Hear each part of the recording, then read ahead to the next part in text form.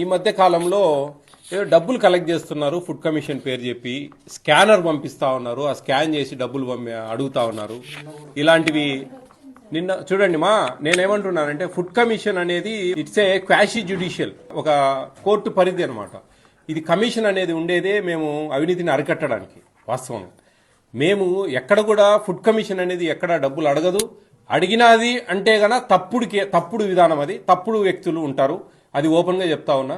At the same time నేను చెప్పేది ఏంటంటే మీరు తప్పు చేస్తా ఉన్నారు కాబట్టి ఎవరో ఫోన్ చేస్తే భయపడతా ఉన్నారు అంటున్నాను. నేను ఇప్పుడు ఎక్కడ 10,000 ఇచ్చారని చెప్పి విన్నాను ఏదో స్కూల్. చూడండి, హెచ్ఎం దాదాపు 1,50,000-2 లక్షలు డబ్బులు డ్రా చేసే ఒక వ్యక్తి, హెచ్ఎం 10 మందికి చదువు చెప్పే వ్యక్తి, ఆ వ్యక్తి ఎవరో ఫుడ్ కమిషన్ వాళ్ళు ఫోన్ చేసి డబ్బులు అడిగారంటే 25,000 పంపించినాడు అంటే ఎంత అవమానము, ఎంత దారుణము, ఎంత ఏడుంది వీళ్ళ తెలివి. అంటే నువ్వు ఏమన్నా అమ్ముతా ఉన్నావా? నువ్వు కరెక్ట్గా ఉన్నప్పుడు రమ్మనయా, తప్పేముంది? ఫుడ్ కమిషనర్ రమ్మనండి. I'm fair, I'm open, I'm transparent, నేను కరెక్ట్గా ఉన్నా, నేనేది భయపడేది? రాండి, మీరు రాండి, వచ్చి చెక్ చేసుకోండి, ఏం ప్రాబ్లం లేదు అని ధైర్యంగా చెప్పాలండి.